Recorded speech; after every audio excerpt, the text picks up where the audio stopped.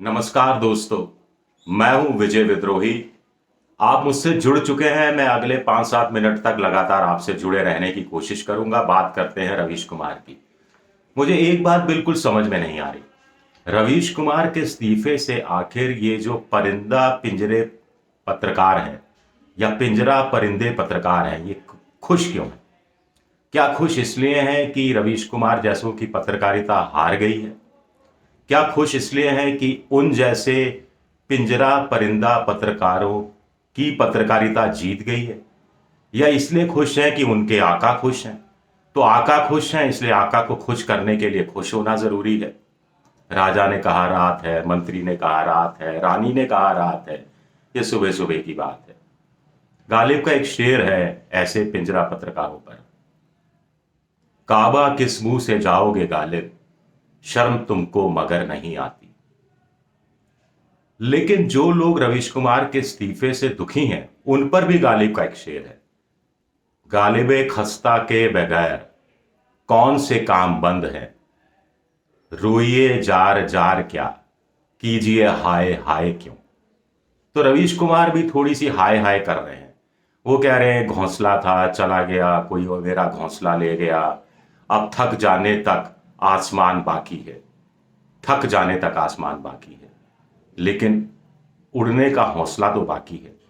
हालांकि इस आसमान में भी गिद्ध हैं, इस आसमान में भी चीले हैं, इस आसमान पर भी बिजली कड़कती है। पुण्य प्रसून वाजपेयी ने यहीं से बात को आगे बढ़ाया है।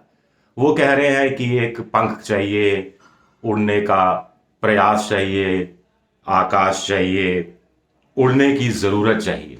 अच्छी बात है। लेकिन आगे पुण्य प्रसून कह रहे हैं कि क्या सरकार पत्रकारों के पर कतरना चाहती है, पत्रकारों के क्या पर कतरे जा रहे हैं? इस बात का जवाब तो दुष्यंत कुमार ने बहुत पहले ही दे दिया था।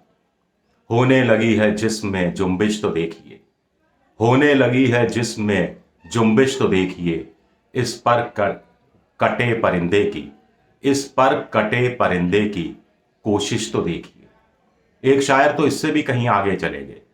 उनका कहना है कि ये कैंचियां खाक हमें उड़ने से रोकेंगी, कैंची, ये कैंचियां हमें क्या खाक उड़ने से रोकेंगी, हम परों से नहीं हौसलों से उड़ा करते हैं।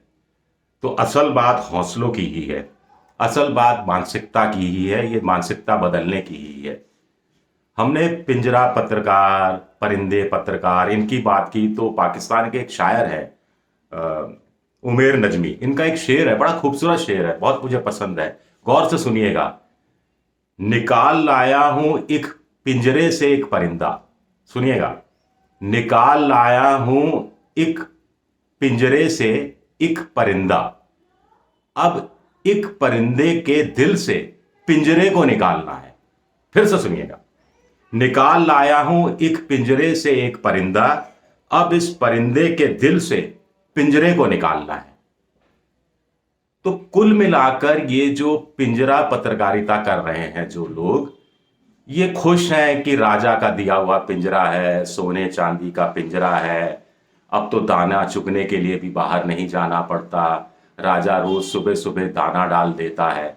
लेकिन परिंदा तो परिंदा है, वो परिंदा क्या जो उड़ने का एक तरह से जज्बा नहीं पाले। तो कभी कभी ये परिंदे पिंजरे में से, राजा के पिंजरे से खुले आसमान को देखते हैं, तो वहां एक नन्ही सी चिड़िया उनको परवास भरती दिखाई देती है, दाना चुगती दिखाई देती है, चींची करती दिखाई देती है, और ये चिड़िया राजा को भी चोंच मार जाती है। तो अब आप समझे कि ये जो पिंजरा परिंदा पत्रकार है, ये रवीश कुमार के इस्तीफे से इतने खुश क्यों हैं। अब उन्हें लग रहा है कि साहब अब ये चिड़िया उड़ेगी नहीं, अब ये चिड़िया चींची नहीं करेगी और उनकी नींद में खलल नहीं डालेगी, अब ये चिड़िया राजा को चोंच नहीं मारेगी। तो ऐसे में हम लोगों को, हम जैसे जो परकटे पत्रकार हैं, इनको 3 काम करने हैं। एक, चिड़िया की परवास को बचाना है। दूसरा, पर कटे परिंदे की जुम्बिश को बढ़ाना है। और तीसरा, खुले आसमान पर छा जाना है। क्योंकि पिंजरे के जो बंद पत्रकार हैं, परिंदा पत्रकार, वो तो उड़ान भरना भूल चुके हैं। फिर ऐसे पर होने का क्या फायदा जब आप उड़े ही नहीं, जब आप उड़ना ही नहीं चाहते तो ऐसे पर होने का क्या फायदा। इससे अच्छा तो हम परकटे पत्रकार हैं जो अपने अपने हिस्से के आसमान में उड़ने की कोशिश तो करते हैं, जुम्बिश तो है हम में। अंत में कुल मिलाकर जो मुकाबला किससे है, मुकाबला अंत में मैं कहूंगा कि पिंजरा पत्रकारों से है और परकटे पत्रकारों के बीच है। तो पिंजरा पत्रकार और परकटे पत्रकारों के बीच है। समय जरूर लगेगा, लेकिन जीतेगा कौन, इस बात को आप सब अच्छी तरह से जानते हैं। तो चलिए चलिए, शुक्रिया आप सबका मेरा ये वीडियो देखने के लिए। अगर ये मेरा वीडियो पसंद आए तो लाइक कीजिए, सब्सक्राइब कीजिए, दोस्तों के बीच शेयर कीजिए। आप मुझे ट्विटर पर भी फॉलो कर सकते हैं @विद्रोही7 पर। आपके सुझावों का और इंतजार रहेगा मुझे। चलिए, शुक्रिया आपका, बहुत बहुत शुक्रिया।